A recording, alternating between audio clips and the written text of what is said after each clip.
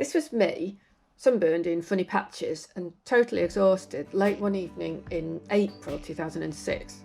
I was about 200 kilometres west of Hong Kong as the crow flies, on my way by bike to England. I'd definitely not gone as the crow flies, however, over the 5 days since I'd set off. But the whole idea was to go slowly. First, there had been built-up areas with dusty small factories and heavy traffic. And I had seen huge wharves on rivers and super smaller waterways, which made me think, actually, what it might have been like way back when the people here lived on boats and in stilt houses along the riverbanks.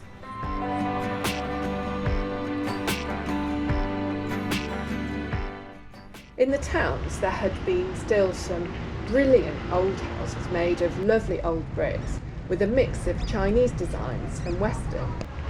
The Pearl River Delta is a super interesting area that's had long contact with the West. These sort of buildings with shady walkways are also a thing here, and they also have a super mix of styles, like look at these cute little Western pediments and columns.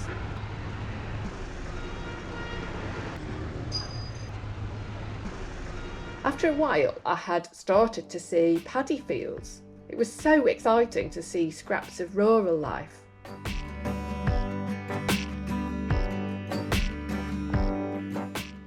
In one region, I saw strange grey towers all over the place, all dilapidated. They were mostly built during the 1920s and the 1930s, when it was really unstable around here.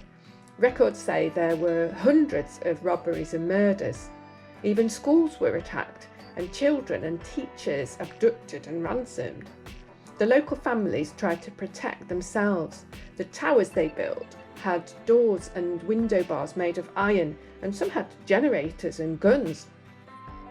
I had walked into a sort of abandoned village to see more closely, a bit nervous as there was no one about. But the only thing that happened was a gang of grannies appeared and tried to bully me into buying a tower and living in it. The decorations were wonderful.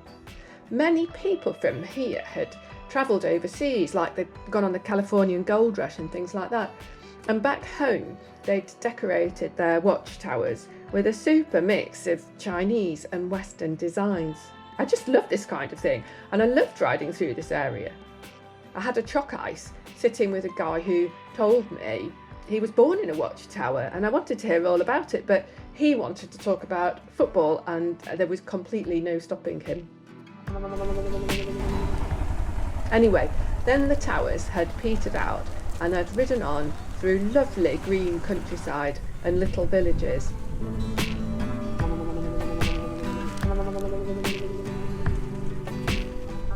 I felt super happy. It was such a wonderful thing to be doing, and I met lovely people.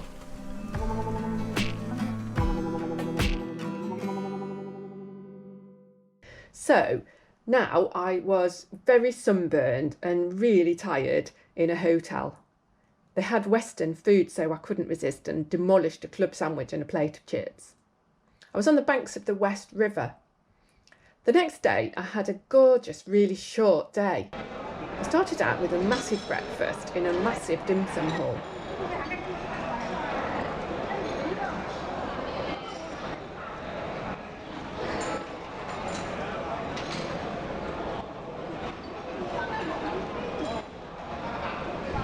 Then I crossed the West River on a giant bridge with a huge kind of rotation thing to spin down to the north bank.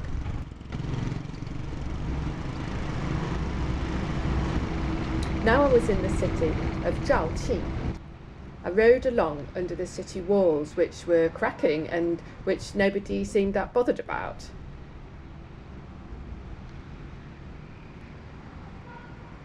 And then I nosed my way across town. I was sharing the road with quite a lot of mopeds and kind of squeezing around cars.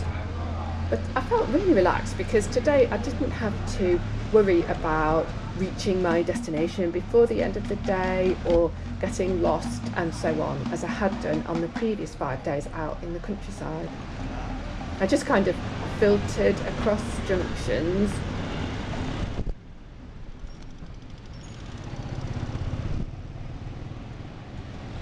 avoided pedestrians and motorbikes and tricycles, and I steered around vans and vendors wheeling things about. This was my first big Chinese city on this journey. Once I had put the bike into a hotel, I could wander around freely and really enjoyed it. It seemed a great sort of place, but people were out doing their thing.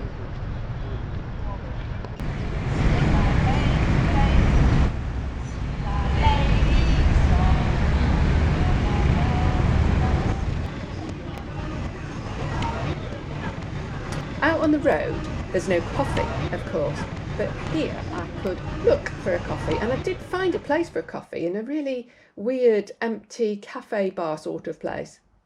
It was all a bit dead. But after dark, the city lit up, literally, and there were loudspeakers playing sort of public music. I had made a rule that I would never go out at night, actually, but I broke it here. I felt safe in the city. I loved just strolling around, watching the people enjoying themselves and having fun. There was a whole lot of water stuff going on by the lake.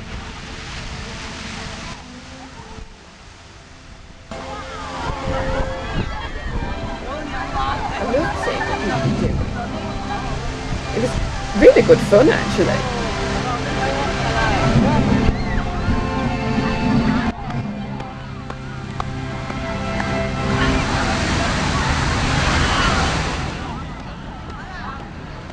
You could do some exercise if you wanted, or just some nighttime shopping.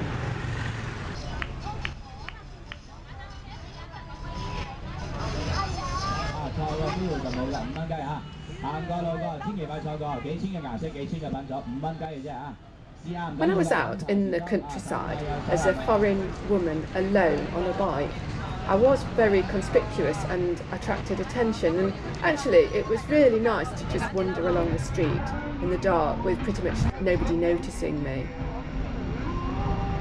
Some people do.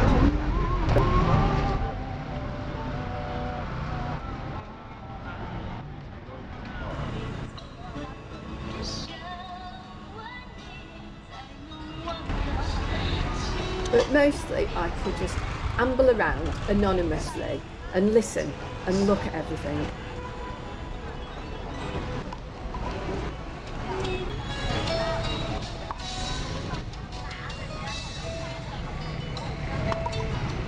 There were a few people also just watching,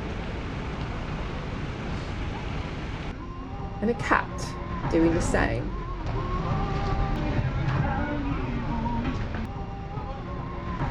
I had really enjoyed my first week.